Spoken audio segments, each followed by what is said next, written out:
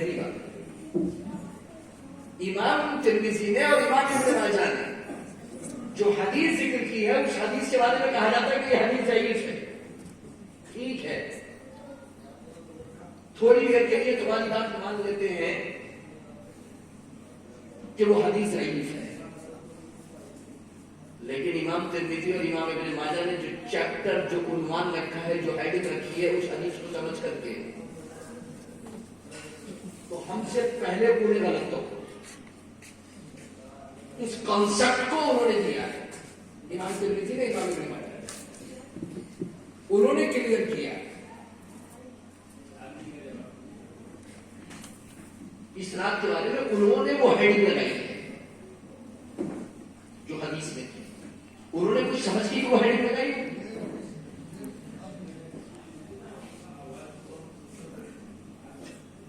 یہ تو اس زمانے کی بات ہے جب سیاہ سکتا کے امام تھے, اور یہ کہہ رہے ہیں کوئی کانسیپٹ ہی نہیں ہے, بیکار کی باتیں.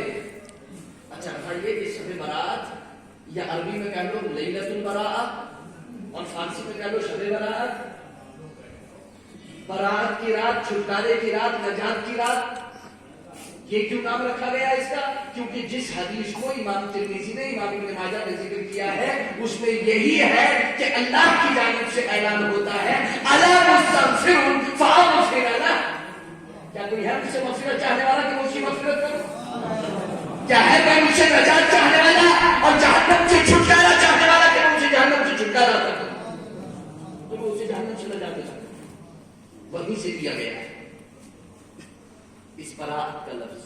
اور بھی براءت کے معنی بیان کیے گئے ہیں, اور بھی اس کی وجہ بیان کی گئی, وجہ دستیاں اور بھی بیان کی گئی, لیکن آپ کے لیے اتنا کافی ہے. کیسے کہتے ہو کہ کانسیپٹ موجود نہیں. اور وہ جو یہ عجیب پور کے چوراہوں پہ اور گلیوں پہ یہ اڑایا گیا, جیسے آپ تو یہ کہتے ہیں, جھوٹ بولتے ہیں کہ اس دن عمریں بڑھتی ہیں, رزق بڑھتے ہیں, فیصلے کیے جاتے ہیں اس رات, کس کی عمر کتنی ہوگی, یا رزق کس کا کتنا ہوگا, کون پیدا ہوگا, کون مرے گا, کون حج کرے گا, وغیرہ وغیرہ. تاکہ فیصلے کیے جاتے ہیں سب کی عمروں کے, رزق کے, کون حج کرے گا, کون پیدا ہوگا, کس کا نکاح ہوگا, اسے پتہ بھی نہیں ہوگا کہ اس کا انتقال ہونے والا ہے. تو کہتے ہیں کہ یہ سب بناوٹی باتیں, یہ سب کہتے ہیں یہ سب بناوٹی باتیں, اس کا ایسا کوئی بھی کہیں ثبوت موجود نہیں ہے. تو میں آپ کو ایک بات بتا دوں, اہل سنت والجماعت الحمدللہ ثم الحمدللہ اس وقت تک کوئی بات نہیں کہتے جب تک کسی بات کی اصل ان کے پاس موجود نہیں. اور کر کے بھی چوٹ پہ یہ بات میں ذمہ داری کے ساتھ کہہ رہا ہوں کہ اہل سنت والجماعت جب تک کوئی بات نہیں کہتے جب تک اس کی اصل ان کے پاس موجود نہ ہو. میں اس کی اصل بتاتا ہوں آپ کو کہ یہ بات انہوں نے کہاں سے کہی ہے.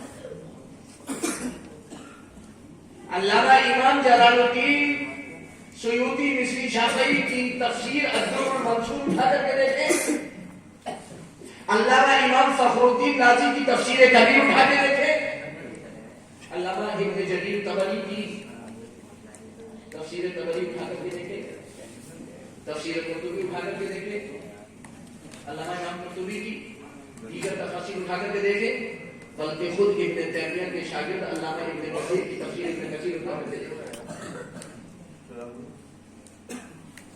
جس کو بڑا معتبر تفسیر مانی جاتی ہے, بڑی معتبر تفسیر مانی جاتی ہے تفسیر ابن کثیر, اٹھا کر کے دیکھیں. اور سورۃ الدخان کی آیت نمبر 3-4 اٹھا کر کے, سورۃ الدخان کی آیت نمبر 3 اور 4, اِنَّا أَنزَلْنَاهُ فِي لَيْلَةٍ مُبَارَكَةٍ إِنَّا كُنَّا مُنذِرِينَ فِيهَا يُفْرَقُ كُلُّ أَمْرٍ حَكِيمٍ فِيهَا يُفْرَقُ كُلُّ أَمْرٍ حَكِيمٍ. اکثر مفسرین کا کہنا یہ ہے کہ یہاں پر مبارک رات سے مراد لیلۃ القدر ہے, شب قدر ہے. اکثر مفسرین کا قول یہ ہے کہ یہاں پر مبارک رات سے مراد کیا ہے؟ شب قدر. لیکن وہیں پر عبداللہ ابن عباس رضی اللہ تعالیٰ عنہ جو سید المفسرین ہیں, ان کے شاگرد جو تابعین میں جلیل القدر تابعین ہیں اور مفسرین میں دوسرے طبقے میں شمار ہیں، وہ حضرت اکرمہ مولا ابن عباس، وہ فرماتے ہیں کہ یہاں پر مبارک رات سے مراد شب برات۔ تو اب میں سوال یہ کرنا چاہتا ہوں کہ یہ بتائیں کہ یہ حضرت عبداللہ ابن عباس کے شاگرد حضرت اکرمہ نے کہا نا کہ یہاں پر شب برات مراد ہے۔ اب تمہاری آنکھ کو اگر نظر نہیں آیا تو اس میں سورج کا کیا قصور ہے؟ وہ تو اپنی آنکھوں آپ کے ساتھ چمک ہی رہا ہے، اور تم کہو کہ اپنی تفسیروں کا حوالہ دے دیا۔ ابو لالا مودودی کی تفسیر دیکھ لو اٹھا کر کے،